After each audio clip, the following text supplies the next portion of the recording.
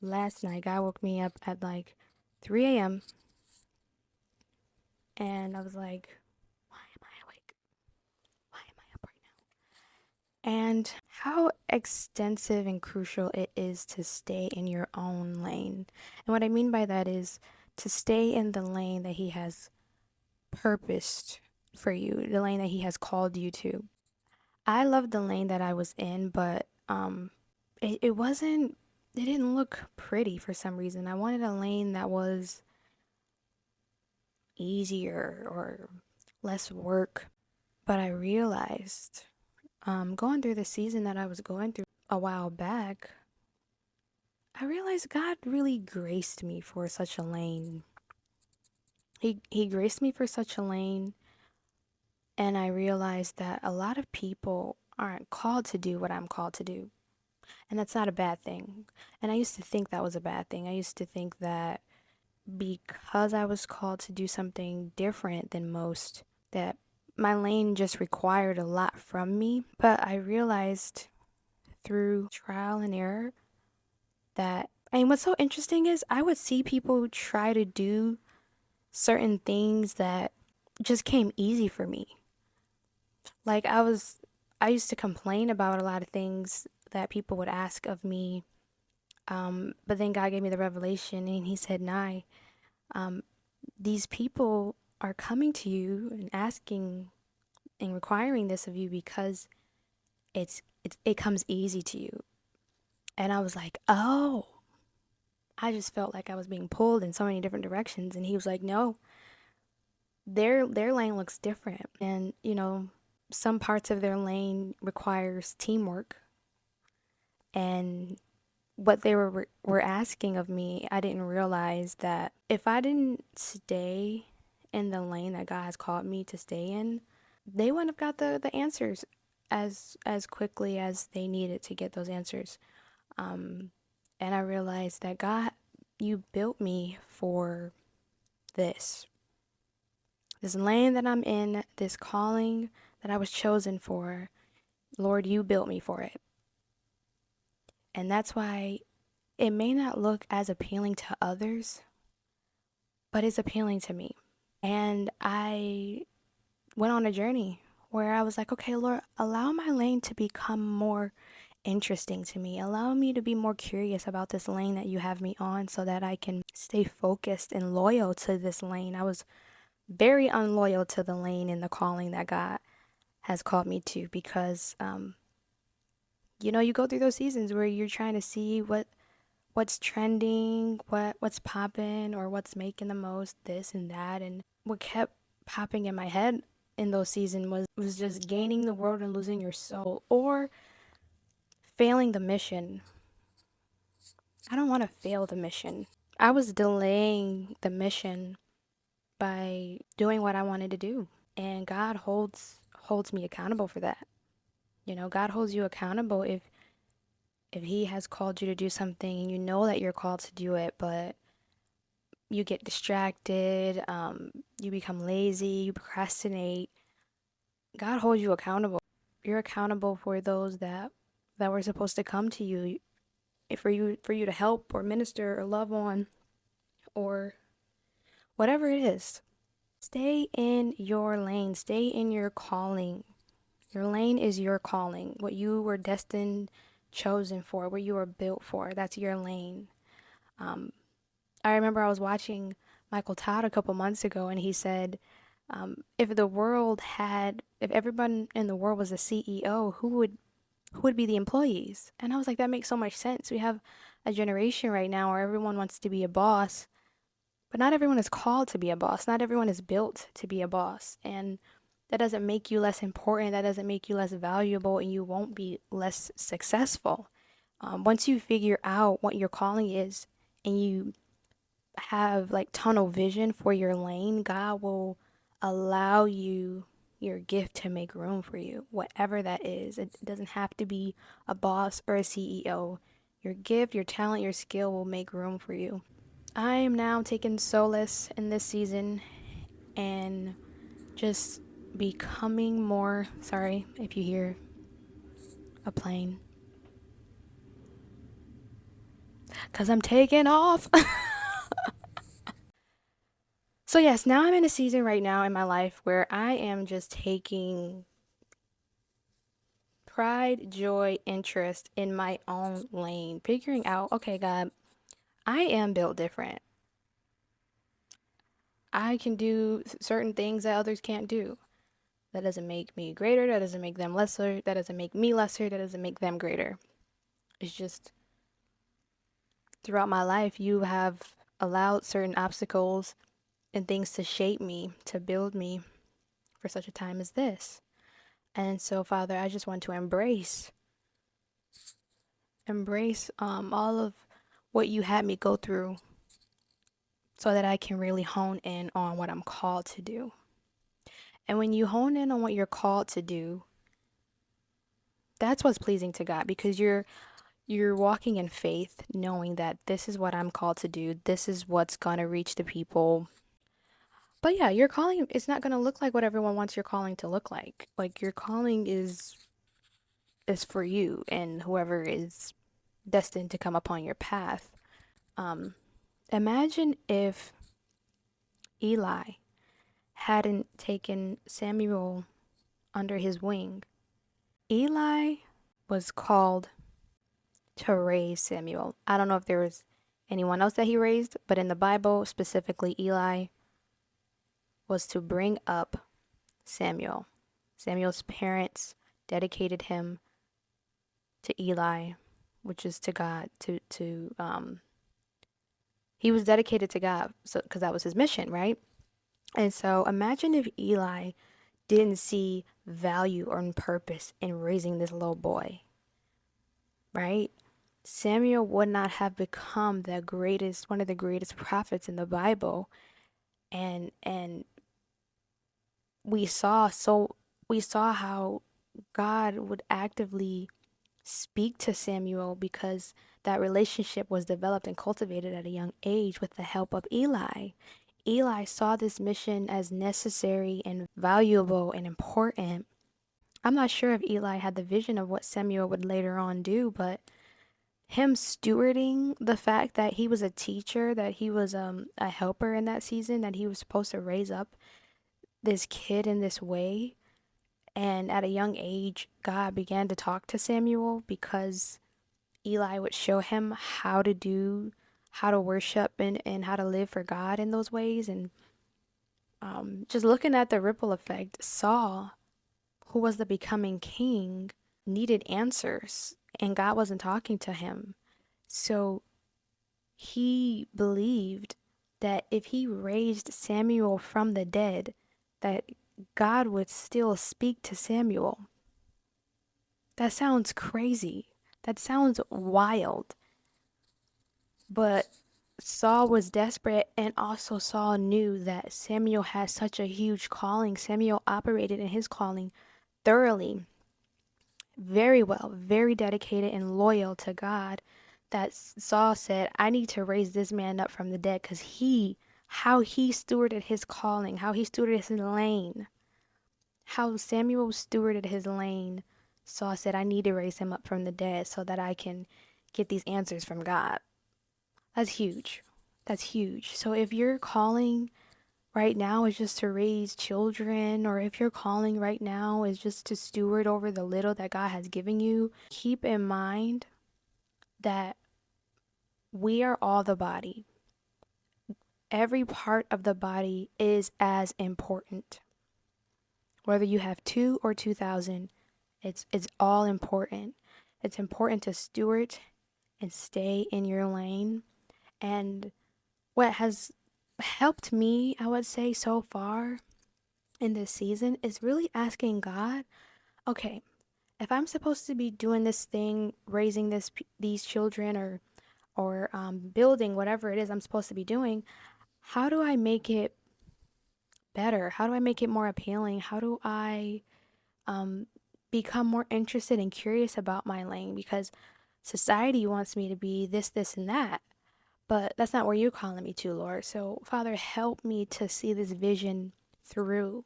Help me to have the strength and the loyalty to be dedicated and determined to see this mission through.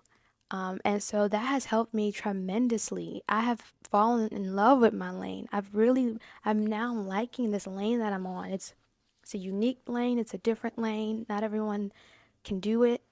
And at the same time, I can't do what others can do. We all need each other.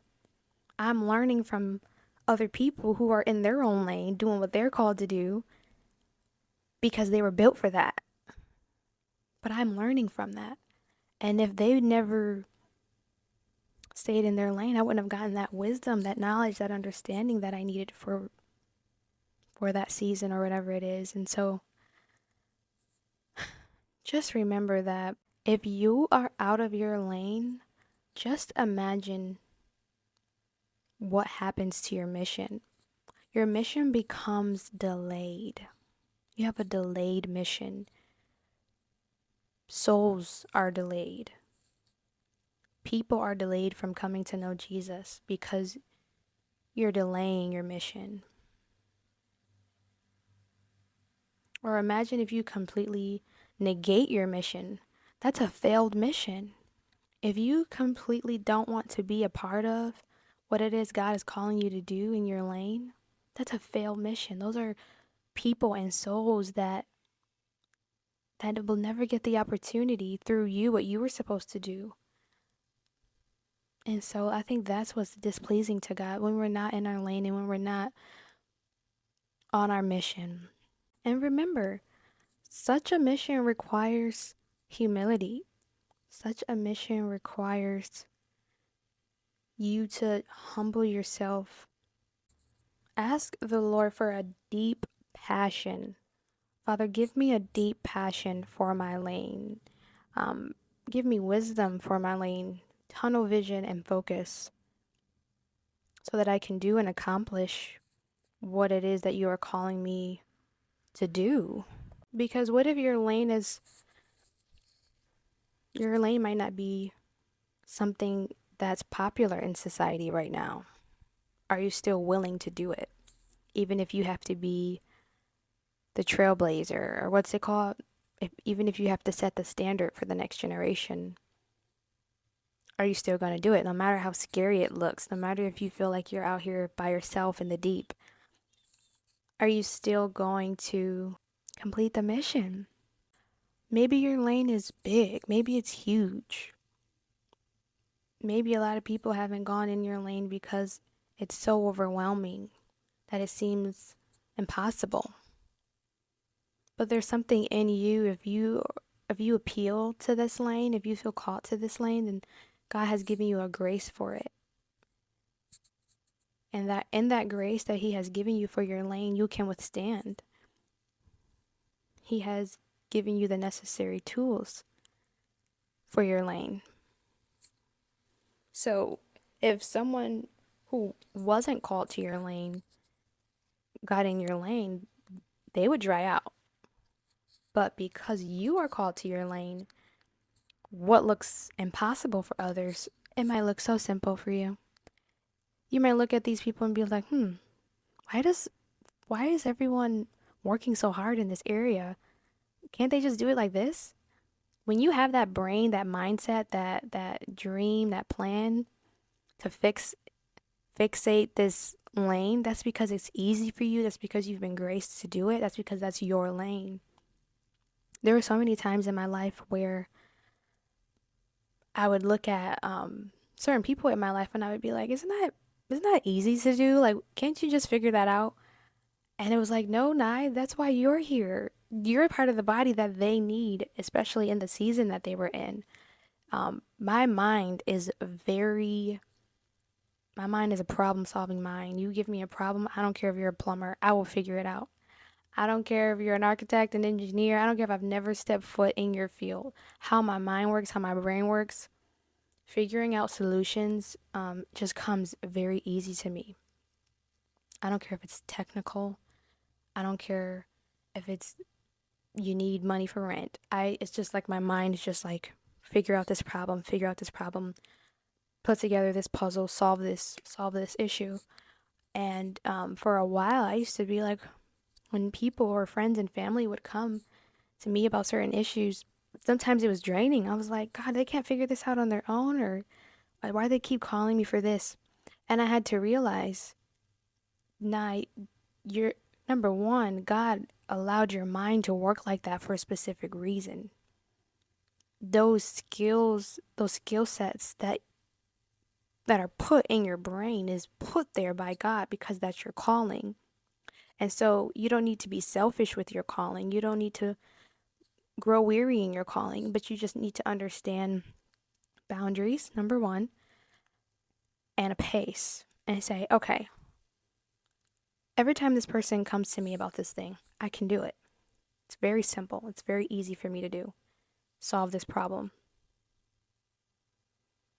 And so I just had to embrace it. I had to embrace it and say, you know what, God, for some reason, I am very good at solving problems. Whatever it is, I am very good at handling situations and solving problems. Whether it's fixing a door, whatever it is, maybe it's because of how I was raised. That's part of the me being built. But I'm very good at solving problems. And so when people bring me their problems, if it's a technical problem, can you help me with my computer, this, that, and the third? I have a lot of that in my mind from past experiences where I'm like, yeah, I know how to do that. Or if it's like advice, I have gone through what I needed to go through. So now I have whatever solution that this person needs to solve their problem. And now I'm in a season where I'm like, I'm embracing that and it's beautiful to see that people can trust you, especially when you walk in your calling in a graceful way. People can trust you to know to say that, you know what, I have this problem. Let me go to Janai because in the past she has helped me, or in the past she just seems like she can get it done. Now I have things that I can't do that I have to go to close friends and family for, where I'm like, I don't want to do this. This is strenuous. This is giving me a headache. I don't like this. And the people that I have around me were very good at certain things that I needed in those seasons. And so, yeah, I would say this whole entire video is just to remind you to do a good deep self-reflection and say, okay, what is my lane? What has God called me to do specifically that may be foreign, difficult, or different than others? And why am I good at it? How did I become good at it?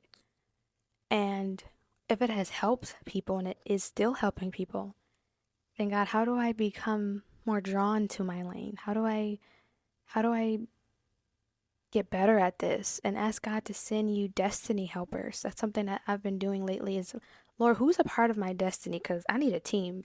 Who's a part of my destiny for the dreams, the big dreams and the big plans that I have that I want to accomplish in the future that are part of this mission? And God will prepare you. He will prepare you. He will prepare you to be on a team. He will prepare you to be a part of a team. Um, Ask Him for your destiny helpers. There is literal people out here that are called to you, but maybe they can't find you because you're not walking in your lane.